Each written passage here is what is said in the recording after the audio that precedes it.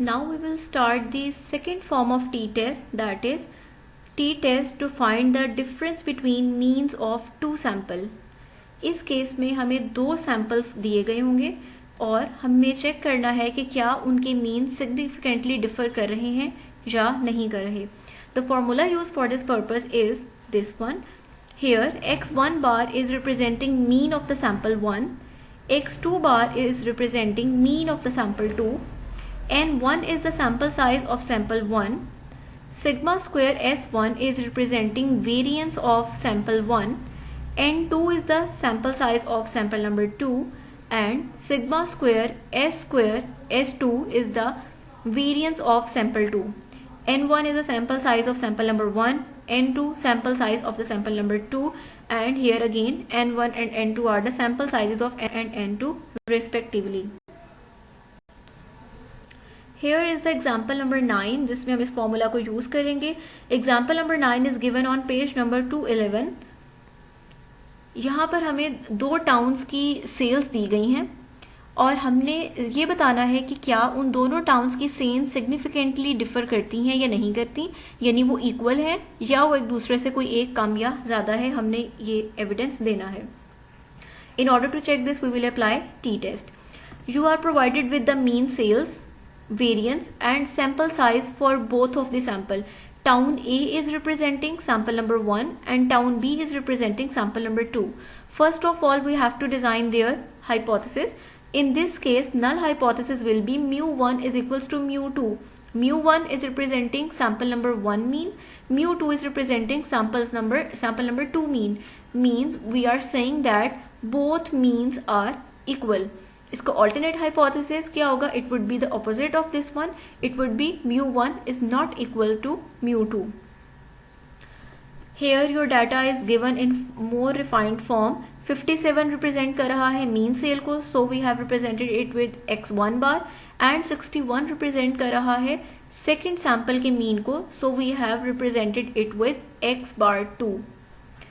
Variance हमें दिए गए थे दोनों samples के. sample 1 का variance sigma square S1 5.3, sample 2 का वेरिएंस दिया गया था sigma 2 S2 4.8, sigma square S2 4.8. Then we are provided with the size of sample. Size of sample for the town A which is representing N1 is 5 and N2 is given in the data is 7. Now simply we have to put these values. X1 की जगह आ जाएगा 57, x2 bar will be 61, n1 is equal to 5 minus 1, sigma square s1, it is the variance of sample number 1, here is the value 5.3, plus n2 will be 7 minus 1, variance of sample 2 will be 4.8, n1 5, n2 7 minus 2, multiplied with square root 1 divided by n1 5 and n2 will be 7. By substituting all these values and solving, we have the answer minus 3.053. Now the question arises, how can we accept or reject the null hypothesis on the basis of this value? Again you have to consult the t distribution table. And you are required two things. number 1 level of significance and number 2 degree of freedom. जो last case आपने देखा था वहां पर आपके पास sample 1 था, आप simply degree of freedom ले रहे थे n-1. यहाँ पर आप किस तरह से लोगे? जब आपके पास दो सैंपल्स हैं, then you have to find degree of freedom by adding up both sample sizes and then subtracting -2, n1 plus n2 -2. Sample size of first sample was 5 and the sample size for the second sample was 7. दोनों को सम करके उसमें से हम subtract कर देंगे 2 को, तो हमारे पास डिग्री ऑफ फ्रीडम आ जाएगा 10. अब हमने क्या करना है? टेबल में we have to find its value at 10 degree of freedom. Test हमारा टू टेल्ड है. Why two tailed? क्योंकि हमारा हाइपोथेसिस टू टेल्ड है. Why two tailed? Because we have said that mu1 is not equal to mu2. It means कि mu1 mu2 के equal नहीं है, तो वो दोनों एक दूसरे से एक्सीड भी कर सकते हैं, वो कम भी दोनों साइड्स पे हो सकते हैं. पॉजिटिव वैल्यूज की तरफ भी हो सकते हैं, वो नेगेटिव वैल्यूज की तरफ भी हो सकते हैं. ये हमारा क्या है, 2 साइडेड टेस्ट है, तो हमारे पास यहाँ पर क्या होंगे, 2 रिजेक्शन रीजन्स होंगे। अब यहाँ पर जो हमारे पास टेबल से वैल्यू आती है डेट इज 2.228। अगेन हमारे पास यहाँ पर जो लिमिट है पॉजिटिव वैल्यूज की साइड पे भी वो है एक्सेप्टेंस की, दैट इज 2.228, और नेगेटिव साइड पे भी जो वैल्यू है for the acceptance region that is 2.228। अब हमारी जो ये वैल्यू है 3.053 ये रिजेक्शन रीजन में लाई कर रही है। You can consult the diagram which was given in the previous video for acceptance or rejection region in the case of two-tailed test. आपकी अगर इस लिमिट की बात करो, ये आपकी सेंट्रल पॉइंट से प्लस साइड्स पे भी जा रही है और नेगेटिव साइड्स पे भी जा रही है। अगर आप नेगेटिव साइड की बात करो तो ये लिमिट कर रही है हमारे एक्सेप्टेंस रीजन को एट -2.228, और ये जो वैल्यू है ये इस वैल्यू के आगे कहीं लाई कर रही होगी। हमारा जो ये वैल्यू है वो रिजेक्शन रीजन में आ जाएगी, इट विल बी रिजेक्टेड, और हम कहेंगे कि नल हाइपोथेसिस हमारा रिजेक्ट हो गया। नल हाइपोथेसिस ये था कि दोनों मीन्स सिग्निफिकेंटली इक्वल है, दोनों मीन्स इक्वल है, वो सिग्निफिकेंटली डिफर नहीं कर रहे। इट मीन्स उसको रिजेक्ट करने का मतलब है alternate hypothesis will be accepted, और ऑल्टरनेट हाइपोथेसिस को एक्सेप्ट करने का मतलब ये है कि both means are significantly differed, दोनों जो टाउन थे उनकी सेल में वाजिया फर्क जो है वो मौजूद है at % level of significance. Next आ जाते हैं एग्जाम्पल नंबर 10 के ऊपर। Example number 10 is given on page number 212। Example number 10 के अंदर आपको 2 ग्रुप्स दिए गए हैं। एक ग्रुप रिप्रेजेंट कर रहा है उन चिकन्स को जिनको हाई प्रोटीन डाइट दी गई है, और सेकेंड ग्रुप रिप्रेजेंट कर रहा है उन चिकन्स को जिनको लो प्रोटीन डाइट दी गई है। Group 1 consist of 7 chickens and group 2 consist of 5 chickens. आपने इसको टेस्ट करना है एट 5% लेवल ऑफ सिग्निफिकेंस, और ये प्रूव करना है कि क्या एडिशनल प्रोटीन या हाई प्रोटीन डाइट ने चिकन्स के वेट पे कोई इन्फ्लुएंस किया है या नहीं किया। इसके लिए आप नल हाइपोथेसिस डिजाइन करोगे। नल हाइपोथेसिस आ जाएगा μ1 is equals to μ2, means both means are equal, और in other words you can say that additional protein diet has no influence on the weight of the chickens. HA alternate hypothesis आ जाए μ1 is greater than μ2, μ1 is greater than μ2। हम ये proof करना चाह रहे हैं कि additional protein ने उनके वे में इंक्रीज किया है या नहीं किया, इसलिए हमने ऑल्टरनेट हाइपोथेसिस जो है वो इस तरह का सिलेक्ट किया है रादर देन उसको नॉट इक्वल कहने के या ये कहने के कि it will be less than, because we have to conclude that additional protein has increased the weight of the chickens.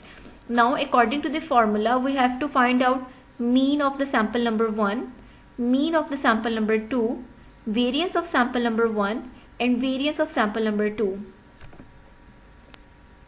In notes this question is solved in complicated way. Here it is its simplified form. Here is the data of the sample number 1.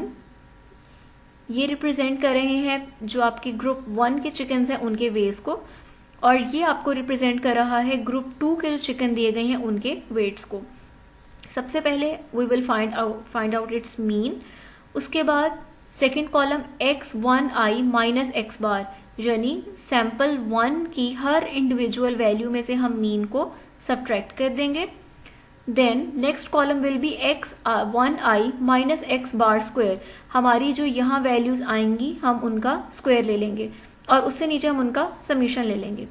Then we have to find the variance. Why we have to find the variance? Because we have to put its value in the formula to find out the t value. यहाँ पर जो हमारे पास value आई थी 20, और n यहाँ पर represent कर रहा है सैंपल साइज को, और in other words you can से नंबर ऑफ सैंपल्स को, वो आ जाएगा। यहाँ पर हमारे पास वेरिएंस की वैल्यू आ जाएगी 3.33 आउंस। सैंपल 2 हमारे पास रिप्रेजेंट कर रहा है उन चिकन्स को जिनको लो प्रोटीन डाइट दी गई है, हम उनका यहाँ पर मीन फाइंड आउट करेंगे। देन x2i माइनस x बार रिप्रेजेंट कर रहा है x2 की हर इंडिविजुअल वैल्यू में से हम मीन को सब्ट्रैक्ट कर देंगे।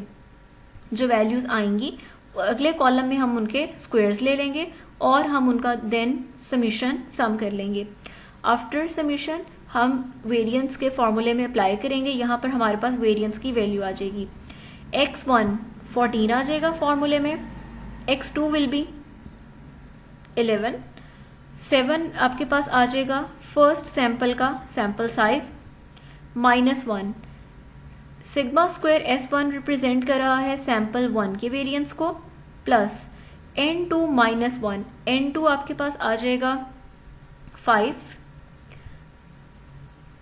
सिग्मा 2 S स्क्वायर रिप्रेजेंट कर रहा है variance of sample 2 that is 6, N1 7, N2 5 -2, यहाँ पर आपके पास N1 7 आ जाएगा और N2 आपके पास 5 आ जाएगा।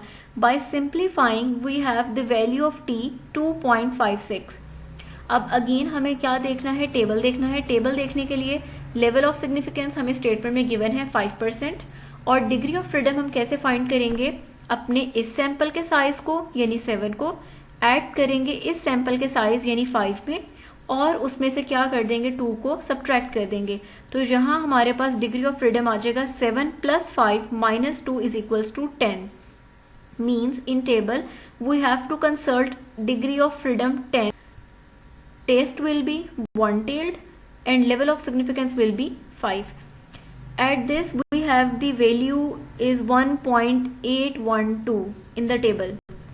अब इसका मतलब है हमारे पास ये चूंकि 1-tailed टेस्ट है इसलिए इसमें हमारे पास रिजेक्शन रीजन 1 है। अगर अपर लिमिट बात की जाए क्योंकि हमारी पॉजिटिव वैल्यू है तो पॉजिटिव वैल्यू की साइड पर ही हम देख रहे हैं, हमारे पास 1.812 वो वैल्यू है जो कि लिमिट कर देती है कि बस यहाँ तक एक्सेप्टेंस रीजन है। अगर हम इससे आगे की तरफ जाते हैं, हायर वैल्यूज की तरफ जाते हैं, तो वो हमारा स्टार्ट हो जाएगा rejection region. So according to this हमारा जो है नल हाइपोथेसिस वो रिजेक्ट हो जाएगा। मींस नल हाइपोथेसिस ये था कि दोनों तरह की डाइट देने से चिकन्स के वेट पर कोई इन्फ्लुएंस नहीं हुआ, ये हाइपोथेसिस रिजेक्ट हो जाएगा। इसकी रिजेक्शन का मतलब है कि automatically alternate hypothesis will be accepted.